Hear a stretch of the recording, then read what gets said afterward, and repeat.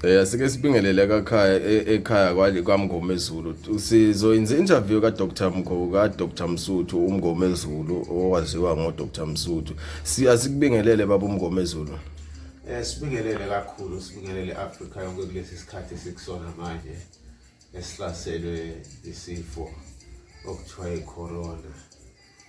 La ekhaya nisekhaya kwaMngomezulu njengoba sewushilo sakazi wami, la sizobe khona sichaza ngokuthile okuphathelene nokwelapha kwesintu. uDr. Msuthu kowaziwa kakhulu la emsakazweni kwi-Vibe FM la kwiNanda FM ovela entabeni ezikude zaseManyiseni la kuthiwa khona isengwavuma abantu abaningi bazi kanjalo. Ngizoke nje ngichaze ngesimo senkinga esijwayele ukuthi sehlele abantu bendle emnyama benganakile nabo ukuthi bayeweni impela kunjalo. Dr. Msuthu, khona lesike sizwe abantu abaningi bakhuluma ngalesifo kuthiwa ibulawo. Ngabe ibulawo liyini noma ngabe mhlawumbe libizwa ukuthi liyini lona ibulawo? Ibulawo ngingasho nje ngithi ibulawo liyahambisana nalento okuthiwa umdliwa. Ibulawo into ejwayele ukuthi ibe khona sekhaya la uphuma khona kini mangabe ukhulele ekhakho mawakho noma ukhulele ekhako yise wakho. Ibulawo ke liyakubamba uma kuthiwa wena ukhulele ekhakho yise wakho, ila ubizwa khona izinto zakho eziningi uzenza ekhakho yise wakho.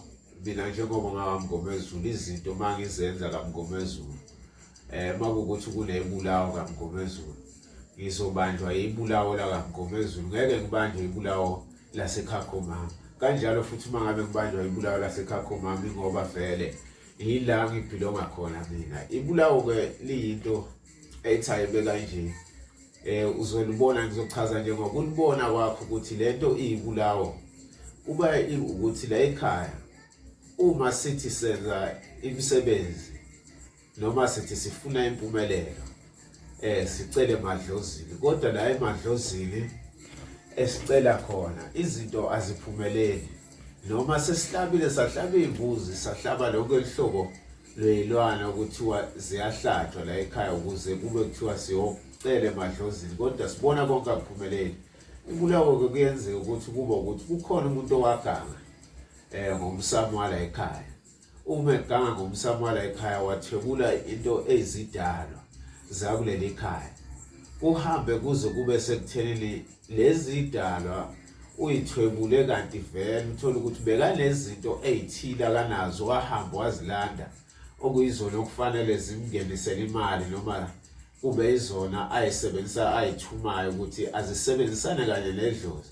Lento besiyashintsha iba libulawo ngoba lokho uhambo wayokulanda kimi mhlawumbe uhambe wayolanda imkhovu or abotokoloshe ukuthi abazokusebenzela kungene imali. Lento igcina seyiphenduka umdliwa ngoba iyona nto esiyidlozi la ekhaya isilethe into eyibulawo. Abantu bala ekhaya bonke izinto zabo ngeke isabalungela ngoba manje mina kwakunezinto engizisebenzisayo engangibambe ngazo lo msamo engangithwebula ngazo abantu abangasekho. Manje kubo manje abantu abaphila la ekhaya sokuyibulawo lokho ngoba abasakwazi ukuthi bagcine izinto ebengizigcina mina. Sengiyahamba emhlabeni ngishiya sekuneyinkinga ezifana nalezo. Lento isiyibulawo isidinga ukuthi manje ilungiswe. Dr. Msuthu, ibulawo ngabe ulibona ngani ukuthi ke manje noma kulomuntu unebulawo noma lo mndeni unebulawo? Emndenini onebulawo ungezwa kuthiwa umfana wakaKhumalo noma kaMngomezulu ulinganise ngami uthole lo msebenzi, sithi mhlambe uthole unamathenda, kodwa manje lamathenda lawo mayewathola ugcina sekaxabana nabantu abamnikeza lamathenda. Noma uthola umsebenzi nje noma emuphi kodwa ugcina sekaxabana nomlungu emsebenzini, umsebenzi yena uphele afundele ukuba uthisha noma ufundele ukuba yini, kodwa manje uthi uhleli nalezo izitifiketi zakhe noma naleyo mfundo yakhe akasaqhubekele phambili ibulawo limile phezukwakhe ekuthelele right lifike lamdedela ukuthi akwazi ukuthi afunde waphoqa mhlawumbe wasizwa idlozi elasekhakhonela wakhe noma elabuko lele elingazange libe nokucindezelwa ngalolo hlobo. So uma selimsizile akwazi ukufunda aqhubekele phambili inkinga yakhe manje akasawuthola umsebenzi sekahlele uthi mina no ngiyahamba enyangeni ngiyahamba kodwa manje akulungi. So leyo nto ke iba inkinga ekutheleleni ibulawo indlela sibona ngalezo indlela lezo ziningi indlela esibona ngazo abantu besifazane ekhaya kufanele bayogana akwenzeki uyathembisa umkhonyana kube kuhle owesilisa kuthiwa no lona udakwa utshwala nje uphuza utshwala la esportini asimboni kodwa umakoti uyasebenza kodwa imali iphelela esportini. Lokho manje sekuyindlela yokuthi kubonakala ukuthi kulo wamuzi noma kuthiwa kukhona okuhle okuvelayo kodwa manje kukhona izinto ebangakhona ukuthi bazenze ezizokwenza ukuthi kungapheli lo mndeni. Ibulawo likhandela ukuthi lo mndeni wakini uphele ungabe umndeni othuthukayo. Manje awusho ke dokotela mina njengoba ngwakwesinye isibongo nawe ungwakamngomezulu mina ngakwazi ukuthi ngifike ngifake ibulawo kaMngomezulu kodwa mina ngingabhilongi khona kaMngomezulu. Ibulawo elingena ungwakakhumalo wena lingena kakhumalo ibulawo liletha umuntu wakaMngomezulu asikwazi ukuthi sithi angeke lize lingene. Umuntu ke ngokuthi uyazi yini ukuthi labantu obaphahlayo wena emsamo bangabobani uphahla liphi ikhehla kuqala ulandelise namuphi ukhokho kuqala ukuze kube sokuthi uphendula idlozi ukuze kwazi ukuthi kume ibulawo la ekhaya ukuthi lamadlozi lawo maye ewatshela ukuthi la ekhaya kungalungi lutho ukukhuluma nobani kodwa mina ngingwakaMngomezulu ngiyakakhumalo ngithi zofike ngifaka into eyibulawo khona or ngifaka into umdliwa khona lento ewumdliwa ezokwazi ukuthi yona icontrol leli khaya angikwazi lokho ngingazi ukuthi mina bobani okufanele ngibaphendule kuqala ukuze kube sengazi ukuthi yonke lento lelithi nayicela la ekhaya kulabantu abadala ingenzeki noma iyenzeke into eyintando yami mina ngisuke ngifaka leli bulawo kuleli khaya. Lokusho ukuthi ibulawo liyisilwane noma mhlambe liyini lona ibulawo uma siwalitshaliwe egcekeni. Ibulawo lezinto lenzeka ngendlela ezahlukahlukene. Ngingasho nje kube kucace ukuthi uma kunebulawo ekhaya kuyenzeka ibulawo ukuthi lalikhandiwe umuntu walilanda ndawana thizeni or isenyangeni. Leli bulawo kwamhlanje kwakuyimkhovu owayenayo or wayefuye luphi uhlobo lesilwane okwakuyinto esebenza la ekhaya lento isiphenduka manje yabalidlozi. Ibulawo likhande futhi ukuthi la ekhaya umuntu ehamba athathe izinsila zabantu bala ekhaya athathe into engaba njengenhlabathi zamathuna abantu bala ekhaya ababhubhe emhlabeni.